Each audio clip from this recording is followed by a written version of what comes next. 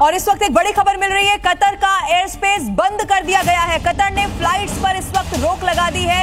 ये सब कुछ वहां के हालात को देखते हुए किया गया है, क्योंकि इससे पहले भी ईरान ने कई मर्तबा वहां पर अटैक कर दिया है। जो यूएस बेसिस है खास तौर पर, उसको लगातार ईरान निशाना बना रहा है। और अब देखिए, कतर का एयर स्पेस फिलहाल सुरक्षा कारणों के चलते बंद हो गया है। फ्लाइट्स अभी के लिए वहां पर रोक दी गई है।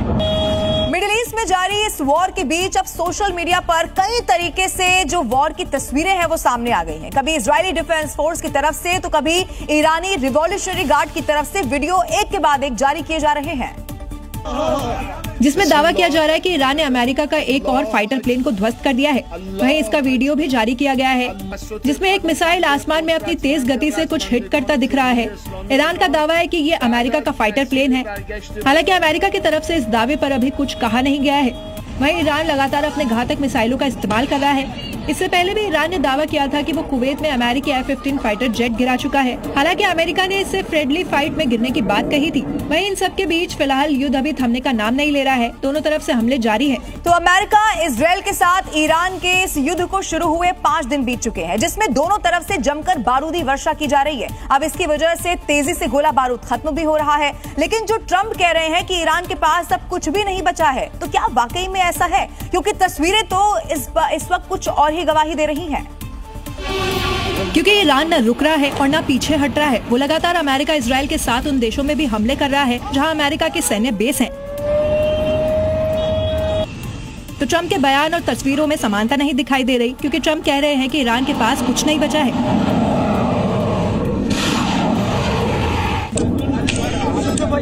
लेकिन फिर भी ईरान अभी तक पूरी मजबूती के साथ न सिर्फ जवाब दे रहा है, बल्कि अमेरिका और इजराइल को नुकसान भी पहुंचा रहा है। युद्ध के शुरू होने से पहले ईरान के पास 2500 बैलिस्टिक मिसाइलें होने का अनुमान लगाया गया था, लेकिन अब अनुमान लगाया जा रहा है कि ये यूएस इजराइल के इंटरसेप्टर मिसाइलों से कई ज्यादा है। यानी ईरान को कमतर आंकने की गलती जो अमेरिका ने की, उसी का नतीजा है कि ईरान तो अभी तक वॉर में मजबूती के साथ खड़ा हुआ है। लेकिन जो दावा किया जा रहा है कि अमेरिका में हथियारों के प्रोडक्शन बढ़ाने को लेकर बड़ी मीटिंग होने वाली है, ऐसे में सवाल तो अब अमेरिका पर ही खड़े हो रहे हैं कि वो ईरान के हथियार खत्म होने का दावा कर रहे हैं। लेकिन अमेरिका के हथियार भी तेजी से कम होने के संकेत मिल रहे हैं। और ईरान से जंग के बीच अमेरिका का एक बहुत बड़ा फैसला सामने आ गया है। पेंटागन ने शुक्रवार को एक बैठक बुलाई है। हथियारों के उत्पादन बढ़ाने पर इसमें चर्चा होगी, यानी कि और फोर्स के साथ कैसे अटैक किया जाए, हथियारों को कैसे बढ़ाया जाए, इस पर एक बैठक बुलाई गई है। और इससे संदेश साफ है कि अभी ये युद्ध और दिनों तक चलने वाला है।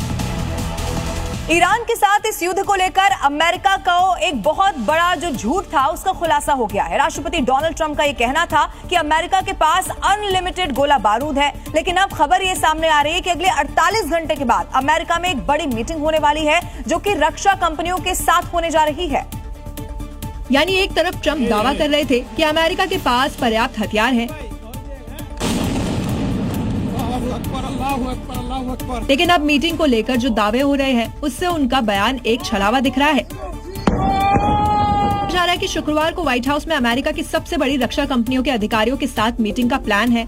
ईरान पर हमलों और हाल के दूसरे सैन्य अभियानों के बाद तेजी से खाली हो रहे हथियारों के भंडार को फिर से भरने पर काम कर रहा है। बैठक का मेन एजेंडा हथियारों का उत्पादन तेज करना है, क्योंकि पिछले 4 दिनों में ईरान से युद्ध में बड़ी मात्रा में हथियारों का इस्तेमाल हुआ है, जो बताता है कि शायद अमेरिका ने हमले से पहले ईरान को कम समझने की कोशिश की, वो गलत हो रही है। क्योंकि ईरान लगातार अमेरिका और इजराइल पर हमले कर अपनी ताकत बता रहा है। और जिस तरह से युद्ध के 100 घंटे बाद भी हमले जारी है और प्रॉक्सी के भी इस युद्ध में शामिल होने की खबरें आ रही है, से ये युद्ध अभी थमता नहीं दिख रहा है और युद्ध के लिए हथियारों की जरूरत है।